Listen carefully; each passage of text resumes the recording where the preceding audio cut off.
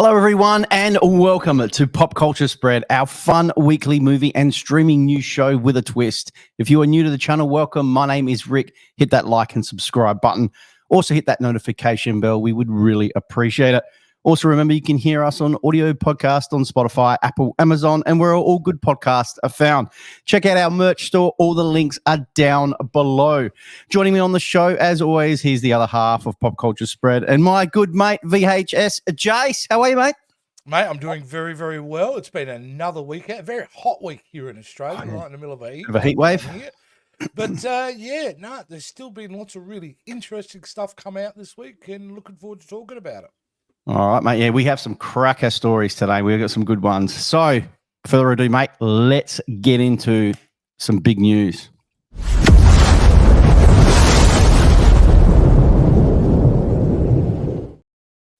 Michael Keaton gives Beetlejuice 2 an early rave. Really? Now, I wouldn't think in over 30-odd plus years that we were going to see a Beetlejuice 2 movie. Jace, what is going on, mate? Well, here we are. In fact, I believe it was 1988 the release of Beetlejuice, so it will be 36 years since There you go. Since the original film. So it is a long time, but it's not unusual. We've had things like, sequels made many, many years later, but this is surprising. And normally you would say, oh, yeah, actor says movies that he's in is good. Big news. Correct. Yeah. The only reason I'm giving this some validity this week is based upon it's coming from Michael Keaton. Because Michael Keaton at this point is in his late 60s. He has done everything. He has no reason to be hyping up a film that he wasn't great in. And if it was bad, what do? They say nothing. But he's come out and said this thing is great. And not just that. Let me just get rid of that. He was speaking on the Jess Cagle show, which I don't know who that is, but it's interesting what he said. It is really good and beautiful. Beautiful, physically. You know what I mean? The other one was so fun and exciting visually. It's all that, but really kind of beautiful and interestingly emotional here and there. I wasn't ready for that, Yeah, it's great. And he went on to praise the new and returning cast members. It's a great, and the cast, Catherine O'Hara, she's amazing.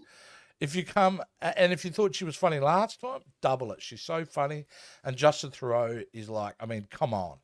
So he sounds really excited about it. He went on to say, it's just so fun. And I've seen it now. And I'm going to see it again after a couple of little tweaks in the editing room. And I confidently say this thing is great. So he doesn't say it once, nor twice. He says it 3 times. He triples down on saying how great this Beetlejuice sequel is. Now, for me, that gives me a bit more optimism than I really had, because I wasn't so sure how this could go. But to hear Michael Keaton come out and really put his name on the line, so no, this is a great film, it gives me optimism, because Beetlejuice was a great film when I saw it as a kid. I think I was 13 when I saw it. I thought it was awesome. So I can't wait to I can't wait to see it now. I'm kind of excited.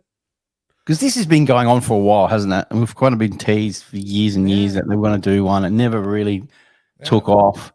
I do like the poster to this. They was very clever on how they promoted the poster, which was awesome. I don't know. I, like he said, it's got a little bit of legs because obviously with Keaton saying how well it is. Yeah. But I need to see some footage and see the trailer and see if that excites me enough to go, well, hey. Now, I don't know if this is getting a theatrical release or is it going straight to streaming like everything else? No, this is absolutely getting a theatrical release. It will, Here's the slight oddity about it and why I'm more confident now than I was before, because of the release date as well, Rick. The release date for this film is September 9th, I believe, or 8th, one of those two. That is not known traditionally in Hollywood as a blockbuster month. Usually that's your dumping ground. Okay. Because January and September are generally known as a dumping ground. That's where you put your crap. And but of recent years there has been some success. I do believe Bullet Train was early September or late August, and that did really, really well. So Who knows? I'm far more optimistic, but it's a big shock to me that he would put his name on the line for this. He's putting it out there. So I'm going to start to feel some hype. I bet you that we're going to get a fun trailer, and hopefully it's a bit of a surprise hit, a bit of a sleeper hit this year for the studio. Yeah, awesome. All right, well, talking about surprise, maybe it's a hit, maybe it's not. I don't know. But let's talk again about some Roadhouse news. So Roadhouse director. I think that would be considered.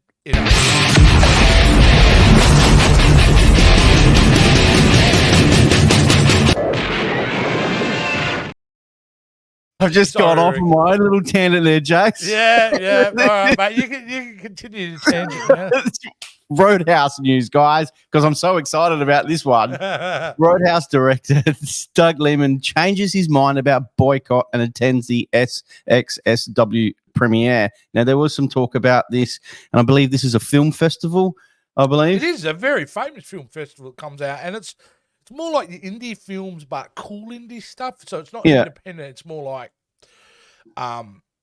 films that you might see, like you may go and see, but you're not quite sure of. But it's always been a fantastic festival. The big thing here, though, Rick, was the story behind Doug Liman, the great director. Doug Liman is a really fantastic director. He's done films like Mr. and Mrs. Smith, the Tom Cruise one with Emily Blunt that's got 17 names for it. Edge of Tomorrow, is it? Not Edge of, the one where he keeps dying. He goes back in time, keeps going, reliving it.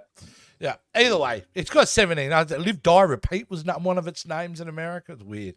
Either way, he had made this film, right? He had signed on to make this film Roadhouse when it was owned by MGM Studios.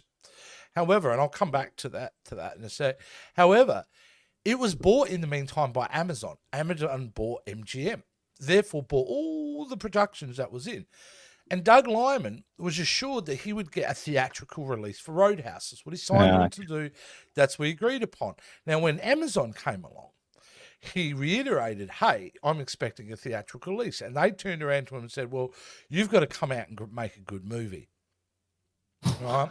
So they've come out and Amazon has decided to release it exclusively on streaming and not at theaters. Well, that upset Doug Liman quite a bit, who's come out and also said that he believes this is the best film he's ever made. And he was going to boycott any screenings of the film. He's wiping his hands of the film because he felt he was betrayed by the studio. Well, according to this article, he's changed his mind.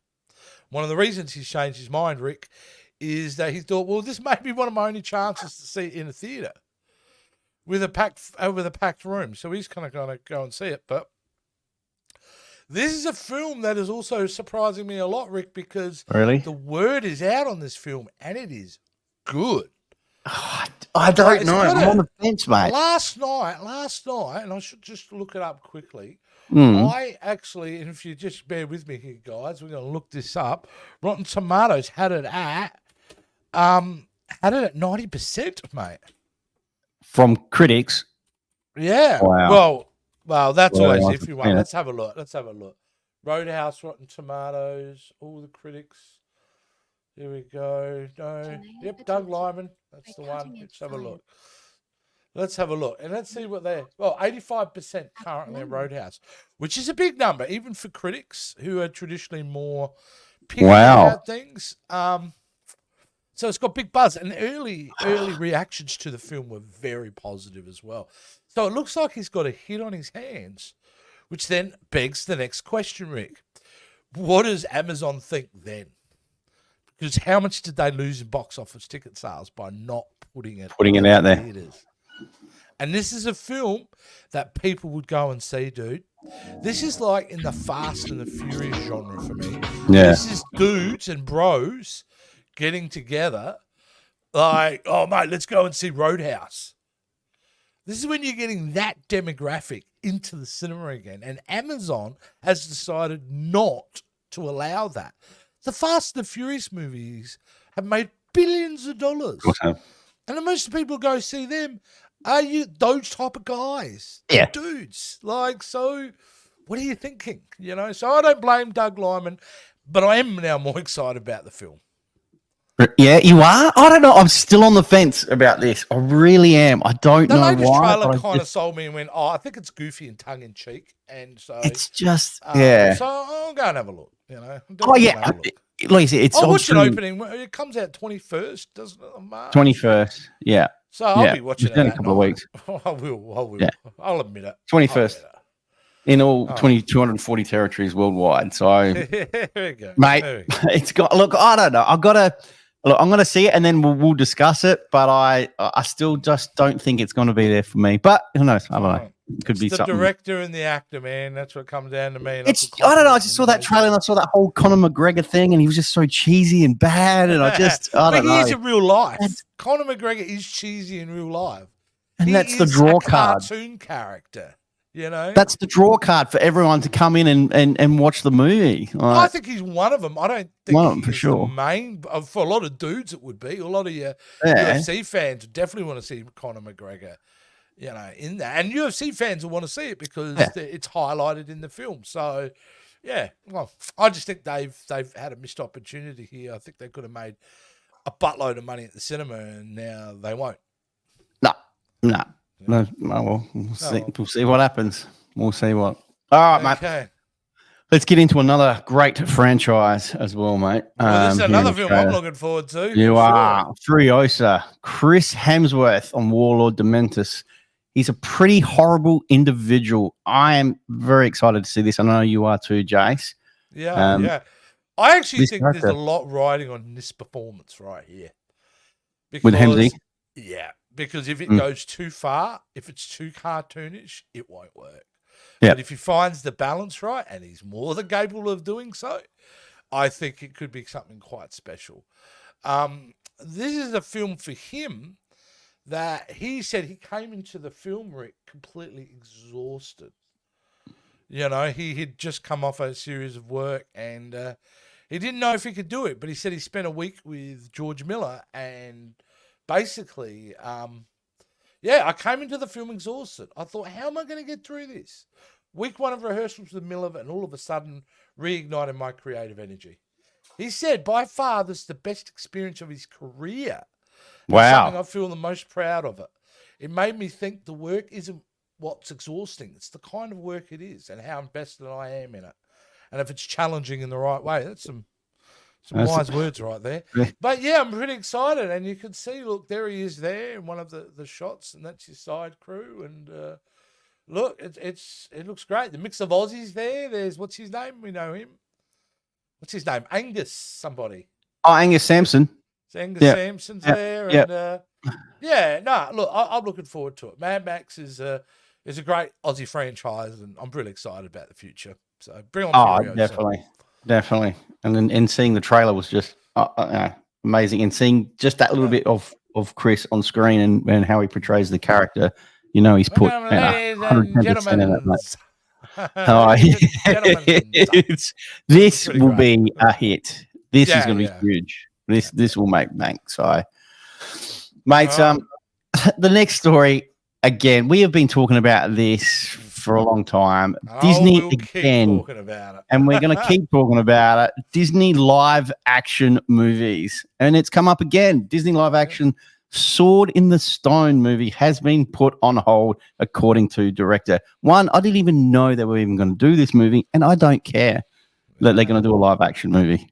No, you know why? Because 90% of the Disney live action movies, as I have reported, and let me make this very clear to everybody out there, they suck. Yeah. They suck dick. All right? They're awful. 100%. Most of them. There are a couple that are really great, but most of them are bad. And they diminish the great brand Disney once was. And the fact that they'd even spent money developing a Sword in the Stone, known as to be one of the disasters of the 80s, when animation in the early 80s and late 70s was in a bad shape. This was not a film that was heralded. So the fact that we're even going to go down this pathway is ridiculous. Now, good old Bobby Iger, who's should have never came back, he had said, look, we are going to go in. I agree with him here. We are going to see What are the really most important properties that really need to be up there? And if they're not that, there's not that big drive for it, why do it? And this is one of them. Like, I see no reason for this film to be made live action. I'm sure some fans out there who would scream at me all day long, but you could do something really cool. I don't see the genre being something particularly people are screaming out for. This movie is screaming out for it. You know, I mean, you want to blame anybody, but blame films like Pinocchio and Dumbo and whatever, you know. But you know, we've got a live action Moana coming out this year, don't we? Or next year, one of the two. Yeah. No, next year it comes out live why? action. Like, why? Just let why? it go. We've seen it as an animated. They work well as an animation. Let it go. But the reason we keep talking about these stories, Rick, is the real big fundamental reason. We've never seen this before. This is a massive thing. Disney is one of the biggest corporate entertainers, probably is the biggest corporate entertainer on the planet. That's their business, entertainment. And they have, in the last 10 years, or even 20 years, delineated the brand. They've caused division in the culture.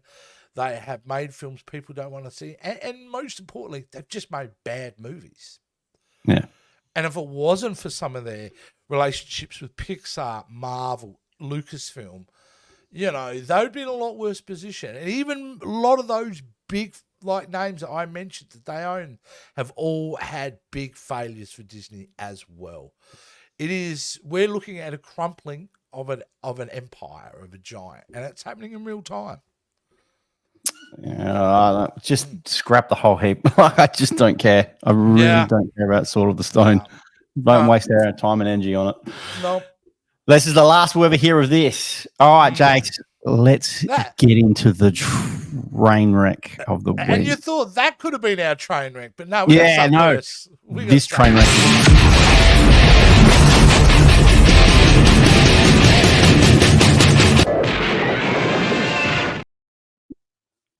Who's in the train wreck this week, Jace? Holy moly, this is not a sports show. We never talk about sports, but this is a biggest streaming story of the year so far. Netflix, for the first time, is going to be streaming a boxing event against Jake Paul versus Mike Tyson. This is massive news in the streaming world. All right, so it's big. We will agree upon that, Rick, won't we? It's big news. Yes, it is. It's big news. But what the hell monkey show are they presenting us, Rick? Explain to me. Give me your opinion on this idea. Now, when I heard this, I thought this was an absolute joke, right? Now, don't get me wrong. Jake Paul, okay, he's an influencer like his brother, all right? But he can box, okay? Don't get me wrong. Take all the influence. Had some good fights recently. Can box, yeah, right? He can box. He has pulled a couple of older people coming out of the thing. But fuck me, you want to go up against Mike Tyson, who is 57 years old. He'll be 58 in there. This is the clip you provided me earlier. Yeah, Keep this talking, is him training, right? This is him. Look at Look at him fucking go. Look at the hits. Like he's 57, quick. Dude. 57. Like he's got the power behind him. He has. I mean? Does he have stamina to keep up with someone? Look at go. Like this. Yeah. I'm being generous here. This fight will last literally 5 minutes. It will be a KO under 5 minutes, and it's not even going to last the first round. If it goes to the first this round, will be the most betted on boxing. Of course, it will. Of course, it's not going to last the first round. If it lasts the first round, then this is completely rigged. It has to be. I will say this: if you were Mike Tyson, that's what you'd be gunning for, wouldn't you? You'd want the first 3 rounds for it to be over at least, because you don't want to get into your 8th and 10th round with this kid, do you? No, just because he's not going to last. What, late 20s or whatever? He's going to 27. Yeah. How much stamina does that kid have? You can't match that at a 57-year-old. But getting hit by Tyson? Oh, man. No thanks. Nah. When you're 50s, excuse me. When you're 57, you're old, right? When you're 57 and you're a boxer. Sorry? How do you lose? From both fighters' perspective, there's nothing to lose. If Jake Paul gets beaten, he could say, well, I was beaten by the greatest boxer of all time. Correct. So, hey, and I got a chance Correct. to, and he's a legend, and I'm glad I got to do it. If he wins, I beat the best boxer of all time. All right? Mike Tyson, if he's lose, he's a kid. I'm 57. I just wanted to have opportunity to fight. Everyone applauds him. If Mike Tyson wins, that puts him in legendary status. Yeah. Then he becomes just like that dude at 57 beat the shit out of Jake Paul. He will. It's gonna be great. It's gonna be great.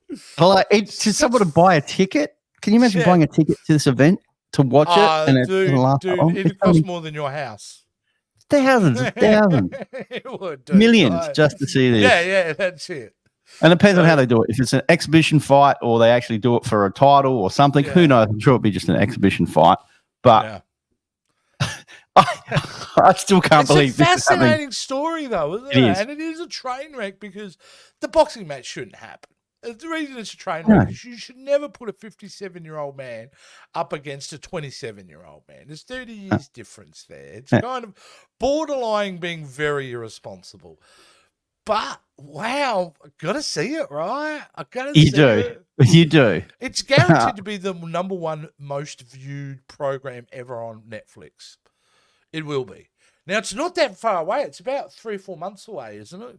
July 20th. July 20. Yeah, July 20. So it's not that far away. I can't wait. It's so clickbait, though, isn't it? It's so clickbait. Clickbait. It is very clickbait. But you're telling me you're not clicking on that link? I'm definitely clicking on it. Yeah, but it's even if it lasts 5 minutes, I'm clicking on it just to see Jake Paul get smacked by Tyson. Like, wow. It is also very different because if you think about it from the business perspective of what Netflix are attempting here, they're attempting to shatter the pay-per-view model.